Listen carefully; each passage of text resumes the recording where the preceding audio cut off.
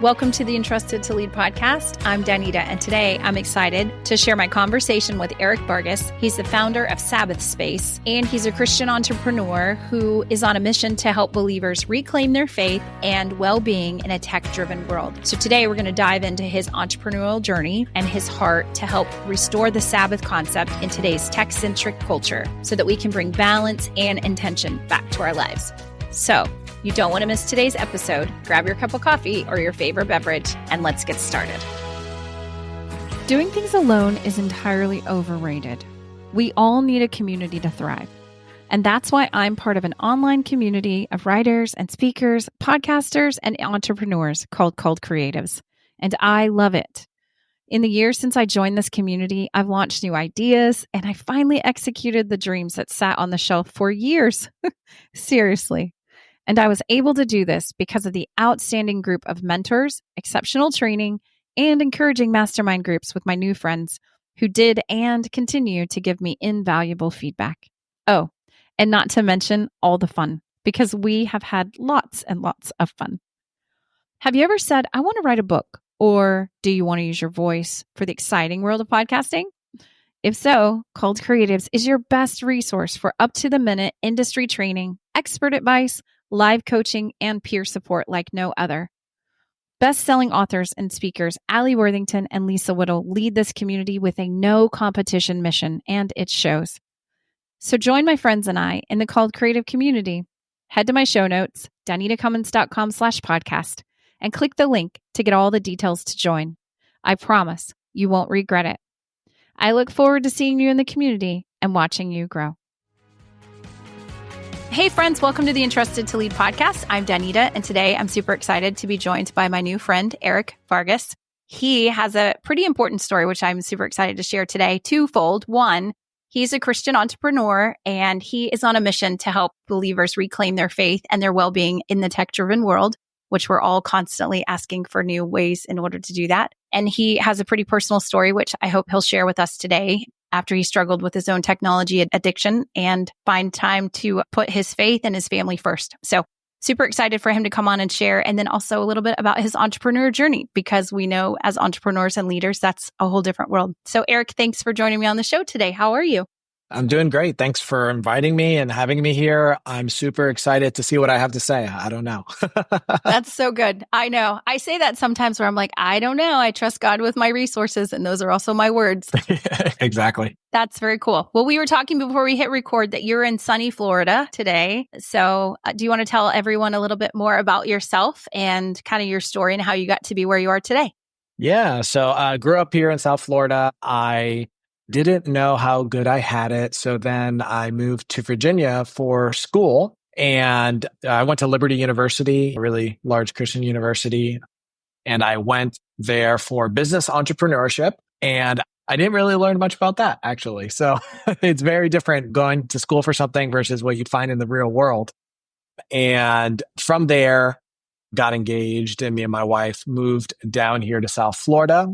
And she is a worship leader, and I thought I was going to be a pastor actually for a long time there. I just graduated from seminary last year, which was a lifelong goal of mine. And so we kind of been doing ministry for like 15 years. But when you get married, you have to get a job. So that's what I did.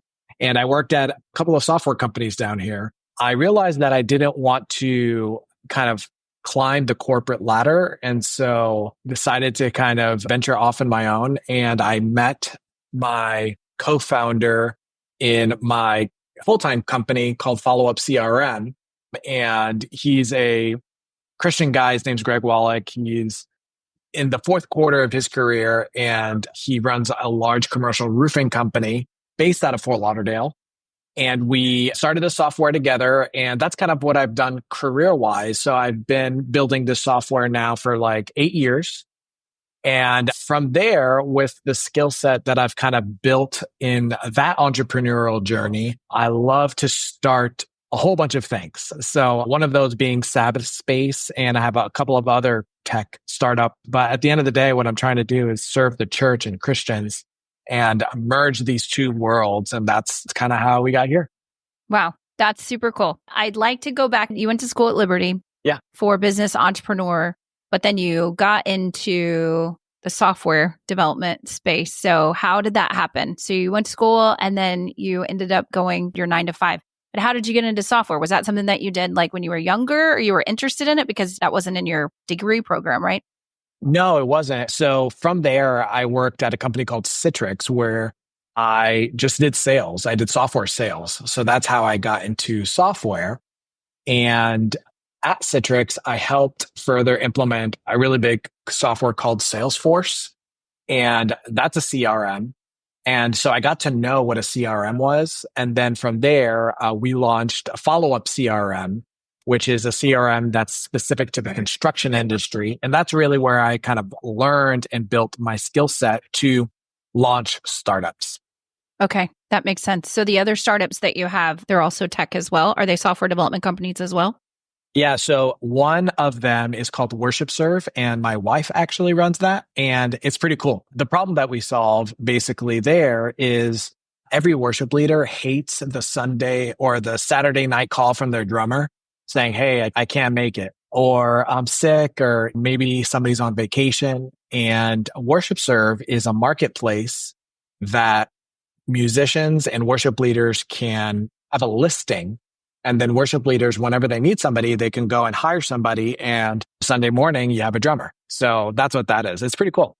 Yeah, it's very cool. And I say this wasn't something we talked about before, but my husband and I both served on our worship teams in our churches for years. And we have a really good friend who's a worship pastor leader. So I'm intimately familiar with the late night. Yeah, early morning. And we have a set list and let's readjust. And the pastor jumps on the drums because that's, the really cool, amazing thing of it. We were on our way to church, and then my wife gets 4 frantic phone calls from pastors, and my worship leader just quit. I don't have anyone for Sunday. Who do you know? Do you have a drummer? And I'm like, honey, what do you do with all these phone calls? She's like, well, I just text my Rolodex of friends because she knows everybody down here in the worship world. And I said, okay, give me a couple of weeks. And so that's how WorshipServe was kind of born. So solving that problem. And it's been running for like about 2 years now. So that's one entrepreneurial journey that we kind of started to do. Sabbath Space as well. That's super cool. So I love that. And I think it's important for this conversation. The reason why I asked is because sometimes we start out on a trajectory, like you said. I thought I was going to be a pastor, and then I went to Liberty, and then I was a business entrepreneur, but then I transferred over here. And so it's just this beautiful testament, I think, to following the cloud, which I like to say, right? We're like not exactly sure where God is going today, but we're going to follow the cloud and trust that he is good. And it seems to, from the pieces that you're sharing, finding this way to let all of God live through all of you and all of the different pieces that seem disparate, or I guess that would be the question. Did they seem disparate? Do you still find yourself in this place today as a leader and an entrepreneur that you're still trying to figure out where are we going? How do all these pieces fit together? Great question. So God's sovereign, right? So they all do connect together, right? So even if it feels like it doesn't connect, then he's building out a greater story that we're all in, right? And also to that point, Steve Jobs has a really great quote about this, where back in the day, when I think he was like in middle school or high school, he became obsessed with calligraphy and these different beautiful fonts. And he had no idea that 20 years later, he would create the Apple computer, the first computer with all these beautiful fonts. And so he never thought those two things would connect. And so he said, your job is to be a dot collector. Not necessarily knowing how they're going to connect, but to collect them as you're going. So I thought that was really pertinent to what you're saying. No, that's so good. I love that. I'm in this space today where I'm trying to live every day in the promises of God and to see them. And so that's kind of little gifts and treasures that he's given us and he gives us every single day. And we don't always know, like, what am I supposed to do with this thing in my hand? So, and the Lord's like, well, just do that one thing. That's all I asked you to do today. But there is a testament to faith, I think, in that. And it is hard some days. So I try to encourage entrepreneurs who are in that space where they feel a little overwhelmed that, might not always be clear, but God is still good. You want to share a little bit now? So you went to school, you got married, you're transitioning from pastor to software designer. And how did Sabbath Space come to life? Yeah, so Sabbath Space, and this is really just like a lesson in entrepreneurship in general. It comes from solving my own problem. And I think we are all on our phones all the time, way too much. my wife would constantly tell me, hey, you're on your phone too much, or you're on your phone, or, get off your phone, or things like that. And I thought, well, you're on your phone too. I guess we're just on our phones on different times, right? And at different times of the day, right? But then 2 years ago, we had our first baby boy, and I look at my screen time and I'm like 6.5 hours. I'm like, what? That's crazy. I didn't even know where that time went. You kind of just look down and then you look up and then 6 hours, right? Now, of course, it's not all at the same time. You probably spend an hour here, an hour there on your phone, but I would challenge everybody just to go to your phone and check out your screen time and take a look at that habit. And I didn't like that. 6 hours. I'm like, man, what a waste, right? What a waste of my time. What else could I be doing? How could I be investing in my son, my wife, my family, my community? And so that's really kind of how Sabbath Space started. And I'm like, how could we solve this problem? That's so good. And I think it's important. The piece that you mentioned is my kids are big now, right? So we have 4 kids and grandkids, and our youngest is 18. So our oldest is 25. I'll put my old mom hat on for you and say most of our life and pouring into our children are done in those 15-minute segments, right? They're not done in the 6 hours, because the candid reality is we might not have 6 hours to sit down next to them. So those 15 minutes when they get home, or when you can read a quick book before bed, or you can sit down on the floor and you can spend those times. Sometimes we think it has to be really big, kind of like Bible study, right? Or devotion with the Lord. We would love to spend 4 hours or 3 hours or an hour sitting down deep studying something that's really important. But the reality is, for most of us, we're doing it in those 15 to 20 minute segments. And so I think that is probably a lot of wisdom the Lord shared. You've got 6 hours of 15-minute segments that you could be really making a difference. So super cool. And it's all about the attention. Where are you paying attention, right? Because I want to be paying attention to him that's right in front of me playing on the floor with his toys, right? Not paying attention to the addictive technology that is in your hand, right? Yeah, that's so good. So then what did you do after that? So you realize I'm 6 hours on my phone. And then what is the solution that you've come up with? Yeah. So I started to talk to people. I'm like, how much time do you spend on your phone? And I saw a range, minimum probably 4 to 8 hours, right? That people were spending on their phone. And I saw this graphic that really kind of impacted me that showed Gen Z's time spent. A third of their life is sleeping. A third of their life is awake. And a third of their life is on their phone in front of a screen. So a third. And I was like, wow, that's a lot. So from there, I put my entrepreneurial hat and I got some of our developers to develop an app that blocks apps and notifications on your phone. There's a couple of different things out there like that already, but the added twist that makes Sabbath Space a little bit different is that it's activated by a physical device. So it's an app and a device. So I actually have it right here, this little keychain that has a microchip in it. And all you have to do is open the Sabbath Space app and then tap the keychain. And now your phone is blocked.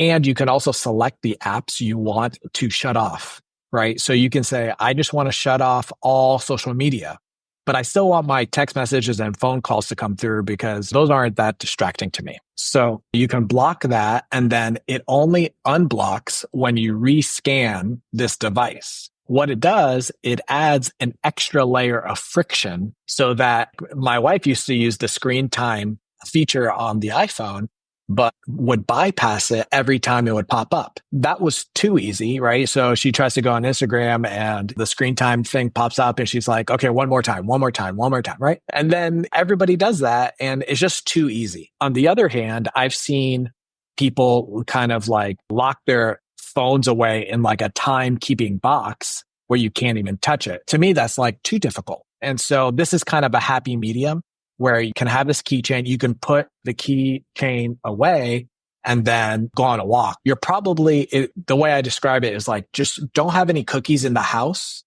right? And you're probably not going to eat junk food because it's harder to like drive to the store, pick up cookies just to have cookies, right? So same kind of concept.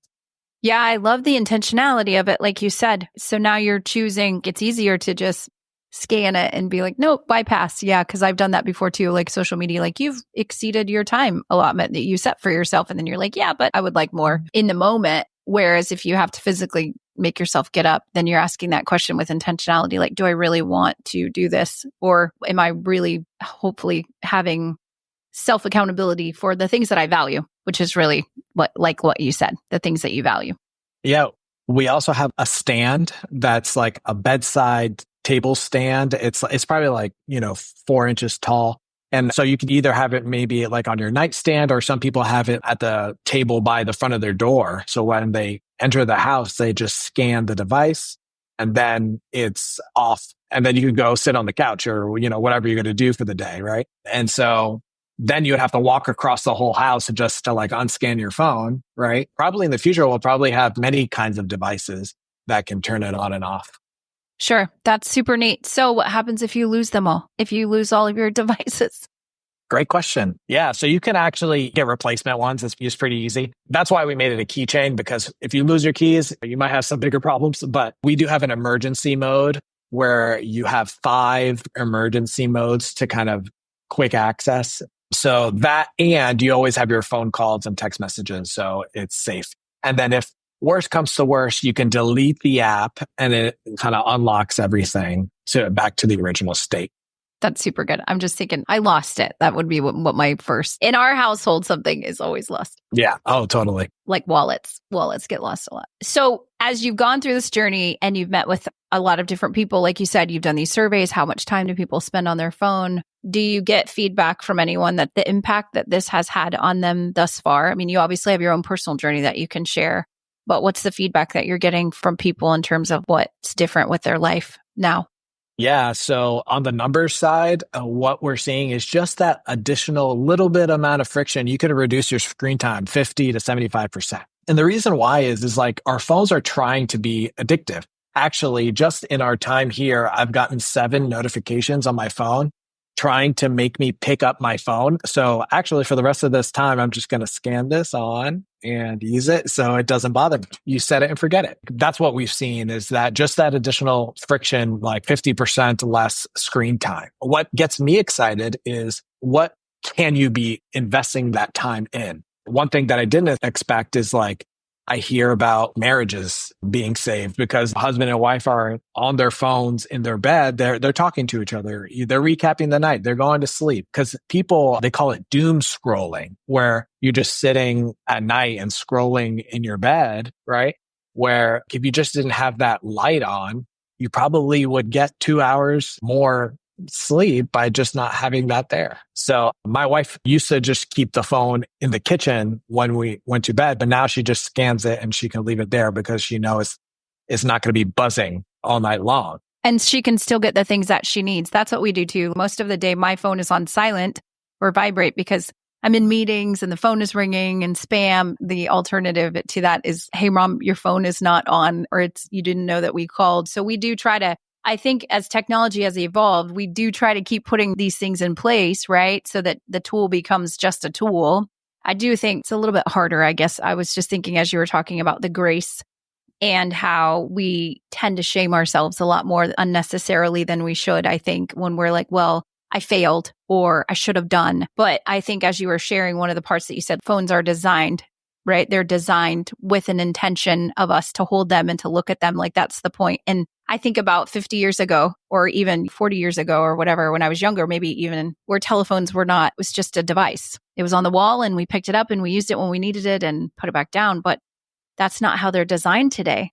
No. And to that point, one of the driving motivators, just being in the tech world, I get the behind the scenes understanding of how these tech companies are trying to make us addicted. So there's this book out there called Hooked that talks about all the different tactics and things that we don't even know that they're doing to make sure we're picking up the phone. Apple did this maybe 2 or 3 years ago, but now the screen never turns off. It's always dimly lit so that you can see the time, but really it's just so that your eyes can be looking at it, right? I think Apple's $1 trillion company investing in you to pick up your phone. So to your point about shaming, you're battling a behemoth there. there's no shame in once you know you want to make a change, then making that change and implementing these safeguards so that we don't fall into these kinds of addictive habits. It's the same thing with like our food and the food industry and the food complex. It's like all the sugar that they're putting in the food unnecessarily. It's to make us addicted, right? And so this is kind of my anti-establishment rebellion against that. But I think it's super important. I mean, we have, like I said, we have 4 kids, and I grew up with kids in the Snapchat era, for example, and I would watch them in the mornings. They would get up and first thing they would turn on their phones, and it was just feed after feed after feed after feed just coming at them. And there were moments where I was like, there's so much data coming at you, so much information that you don't even realize how fast you're sucking it in. You don't realize how fast your brain is looking at all these things and hearing all these sounds, and it's just like, and then you wonder, why am I so overwhelmed? Or why do I have anxiety? Or why am I struggling with all of these self-image issues and my identity issues and all this kinds of stuff, right? So over the years, we've tried to really work with our kids as much as we have learned, because we're not experts by any means. But as we've learned these things, my husband and I work in the tech industry too. So we've, done this for 30 years. So we're in the same place too. We're like, no, this is by design. These things are by design. It is, I don't know, just the empathy of it, I think I would offer to anyone who's listening who struggles and is like, I try to put it down, but I can't. Or I've not really realized the consumption mindset or consumer mindset that I'm up against. And to your point, that really made me try to biblically understand what it means to Sabbath well, right? Because you're talking about like anxiety and feeling overwhelmed. And I'm like, well, that's the purpose of the Sabbath, is to give us rest, right? And so that's how Sabbath Space got named. But being a theological student, I wanted to know kind of what God said. And so I did a really in-depth study on what Sabbath is. And one thing that I thought was super interesting and funny is that God calls us to Sabbath 1 day a week, but we have 2-day weekends. And I'm like, wait a second, how do we get in our society, in our time, we have 2 days a week, but yet we're still overworked or like overly anxious? This doesn't make sense. We have 2 days. We have it better than what God says necessarily. And then I realized, oh, it's because I'm actually never away from work because of my phone. So rather than working 5 days, I probably work 24/7 because I'm always connected. Yeah. So you're working more than you really realize that you are. Exactly. And you're working when you shouldn't be working, right? You're working when at dinner or when the email comes through, and you're working when a quiet time should be happening, right? And that's why we have this feeling of never being away from work or being burnt out, because it's Sunday and we're looking at, work emails. Right. I think a lot of that with modern technology as a whole. So we talk about electricity, and we work during the day when the sun was up, and then the sun went down and we went to bed. And like you said, there's a rhythm. There's a natural rhythm to all of these things. And that's kind of all gone now. So we have 24/7 electricity. We have 24/7 access to the world. We have voices coming in everywhere all the time. I do agree with you too. I think there's a great power in being present. And I think a lot in the Christian spaces, we kind of shy away from mindfulness. We kind of get into these weird conversations, if it's biblical or not. But I truly believe that practicing presence and being present in the moment, that place of just releasing, peace be still, and that is so important, and it trains our mind and our spirit, right? And just to be present in the moment. And I think that's good. I was just talking with someone earlier today, and John Eldredge wrote his book, Get Your Life Back. And he talks about in that book about how our souls are not infinite beings. God is infinite, but we are not, right? We're finite beings. Our souls, our minds, same thing. And so there has to come to this place where we have to release, and we just have to acknowledge and realize that God did not intend for us to live in this 24/7 wide open, as we like to say in North Carolina, life. I guess one of my hot takes is actually that I work 6 days a week now because that's what God called us to do. But then I hardcore intentionally rest on that 7th day. There's nothing that's going to come in on my Sabbath that's going to be work related, right? And so when we're super intentional about our work, we can be super intentional about our rest and vice versa, right? And so it's kind of like I CrossFit in the morning, and that's the hardest thing I do all day. And so then everything else is going to be easier after that. And so that's kind of how I think about the week, is like, if I really intentionally Sabbath on Sunday, I'm preparing myself for the rest of the week. What does an intentional Sabbath look like for you in this season of your life? Is your son 2? Is that how old he is now? Yeah, he's 2 years old. Yeah. Yeah. So that's a busy time with a toddler. What does Sabbath look like for you? Yeah. So when I say I work 6 days a week, what I mean is I work 5 days a week, but I do like family work on Saturdays. So we actually in my family really focusing in on scheduling our weekends, which is interesting. So we tried to pack all of our extended family events on Saturdays. We try to put everything in on Saturday that we can so that we can truly Sabbath on Sunday and do only what we want and nothing else, right? So really making that time sacred. So we go on walks on the beach, we go to the park, we're disconnected. We spend time cooking dinner, having a nice family dinner and doing some family worship. That's basically what Sabbath looks like for us. I think that's really great. I think sometimes we think of Sabbath as all the things you don't do, but I think it's also, like you said, holding space for all the things that bring you renewal and bring you, like you said, rest and restoration in Him. And that looks different than just laying in the space. Sometimes it's laying in the grass, I'm sure, and just soaking on the sun and taking a nap. To that point, me being in the tech world and my wife being in ministry and worship, her Sabbath is like songwriting. So she uses the app to songwrite, which is pretty neat. So she puts her phone aside and then it gives her the mental space to actually invest in her songwriting. So yeah, that's pretty cool. Well, that's super good. So how can people get Sabbath Space? How do they access that? Yeah, so you can download the app and just search in the Apple Store, Sabbath Space, or you can go to the website, sabbathspace.io, because that's how you're going to subscribe and that's how you're going to get the keychain. We mail it to you. And then we also are starting to sell that tableside stand, which is a new thing that we're really excited about. Yeah, that's cool. Do you have, this is a different question. I'm digressing again. My mind is like my entrepreneur mind is going in 12 places, but are you guys building those things in-house or do you have a small team, a distribution team that's making all these things for you guys? And so we're making them and basically it's called like an NFC chip. So you can embed these things and different things, right? And so we're working with manufacturers to build it out and to like apply the app link in there and all that. And then actually, to your point, I'm really excited about as we start to roll this out, because it's new, it's just been launched for like 2 weeks now. For individuals, we want to actually take this into churches. And we want to hopefully bring this into Sunday morning church services where we'll have a Sabbath Space device behind church chair. Because I go to church, I see everybody on their phone during service, right?